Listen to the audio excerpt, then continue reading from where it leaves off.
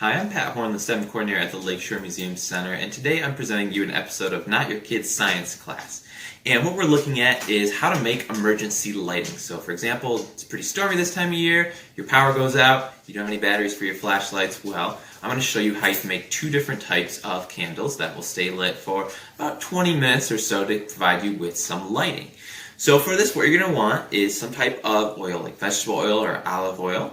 You're going to need some matches. You're going to need crayons, and then you're also going to need an orange or a clementine, some type of citrus fruit like this with a nice skin on it, and then you're going to need a knife to cut it open, and then a spoon to dig out the actual fruit. So I'm going to show you, first of all, how you need to cut your orange or your clementine if you're going to use one of those for our candle. And what you need to do is look at where the little stem part to the orange or clementine would be, and I'm going to cut this in half that way. So I don't want to cut it down from top to bottom. I want to cut it on the side, and I'm going to leave a little more than probably leave about 2/3 of it on the part of my cut. So I'm going to cut right there, just cut off about the top third or so, roughly like that.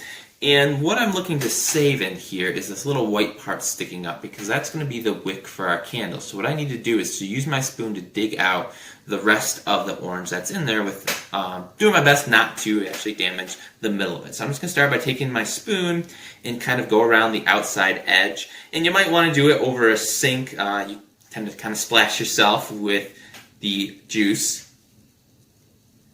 But I'm just going to kind of work my spoon around it.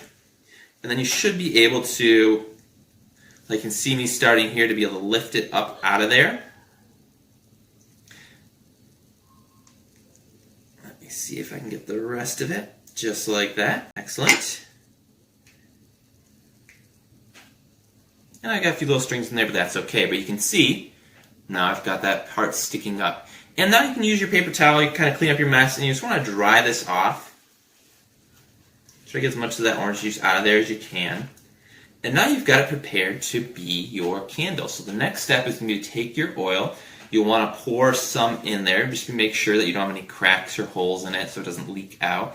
But you'll want to fill it up about 2/3 full. And then what we're going to do in just a second is we're going to go to a darker spot and we'll actually light this so you can see what type of lighting you get off from this. So we'll see you there in a second. Alright, so we moved into the bathroom here, which is a little smaller space for us to see our light.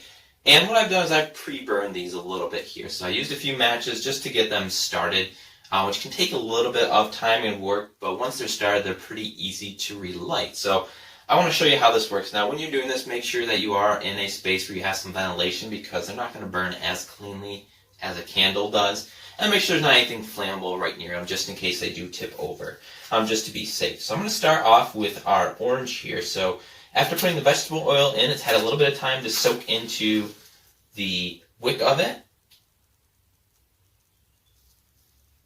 And so you can see we got a little flame from there. It's not super large. We've got a pretty small little mandarin orange here. In fact, it ended up going out there. My oil is basically at the height of my wick right now, so I need a little bit longer wick on that to make it work longer. But you can see it would burn for a while if we had a longer wick in there and was burning off that oil. The other one, though, our crayon, this one works a lot better from what I've seen. So I'm going to go ahead and light it. And what's actually catching on fire here is the paper is burning a little bit, but what's really happening is the wax of the crayon is starting to melt, and it turns into little droplets that get caught up in the air, and those little droplets are what's burning. So when we turn off the light, you can see we got a little decent amount of light out of one crayon here. And if you're in a small space like this and it's really dark outside, it's probably going to be enough for you to walk around safely without tripping over anything. And a full-size crayon can last you about 20-25 minutes or so, so you get a decent amount of light for a good amount of time.